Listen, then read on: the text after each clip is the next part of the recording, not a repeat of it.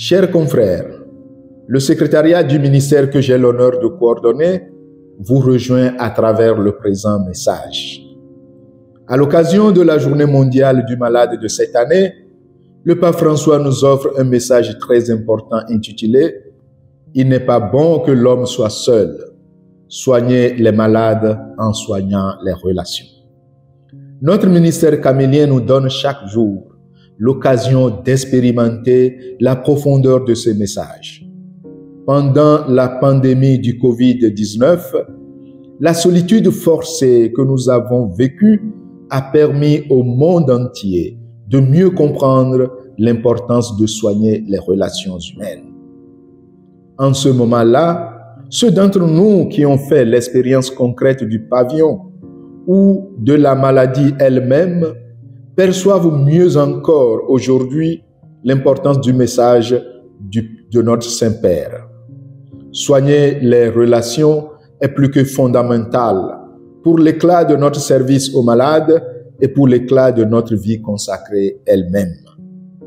Soigner les relations dans nos communautés, délégations et provinces est important pour la revitalisation de notre ordre indiqué par la consulte générale comme l'un des 2 piliers du plan stratégique que vous avez déjà reçu. Soigner les relations dans notre ministère en tant que relation d'aide n'est plus à démontrer.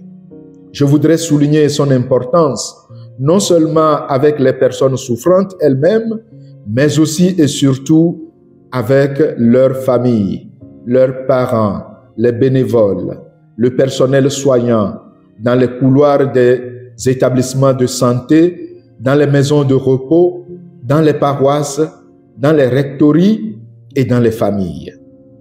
Un bon soin de nos relations avec tout ce monde multiplie à l'infini la bonté prophétique de notre ministère. Écoutons quelques fragments du message du pape François. Nous sommes créés pour être ensemble, pas seuls. L'expérience de l'abandon et de la solitude nous fait peur et elle est douloureuse, voire inhumaine. Elle l'est encore plus dans les moments de fragilité, d'incertitude et d'insécurité, souvent provoqués par l'apparition d'une maladie grave. Frères et sœurs, poursuit le pape, le premier soin dont nous avons besoin dans la maladie est un soin compatissant et tendre. Par conséquent, soigner la personne malade signifie avant tout soigner ses relations, toutes ses relations, avec Dieu, avec les autres, famille, amis, personnel soignant, avec la création et avec soi-même. Soigner les relations est la première thérapie que nous devons tous adopter pour guérir les maladies de la société dans laquelle nous vivons. Contemplons l'icône du bon samaritain. Sa capacité à ralentir son rythme de vie et à se faire voisin, à se faire proche, la tendresse avec laquelle il apaise les blessures de son frère souffrant. C'est ainsi que nous coopérerons pour contrer la culture de l'individualisme, de l'indifférence, la tendresse avec laquelle nous allons guérir ce monde et rejeter toute forme d'abandon et de solitude. Les malades, les pauvres sont au cœur de l'Église et doivent aussi être au centre de notre attention humaine et pastorale. Ne n'oublions pas.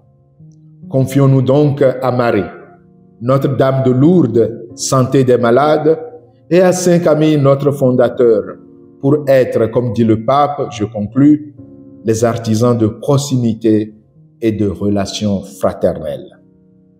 L'année prochaine, nous célébrerons le 450e anniversaire de la conversion de Saint Camille.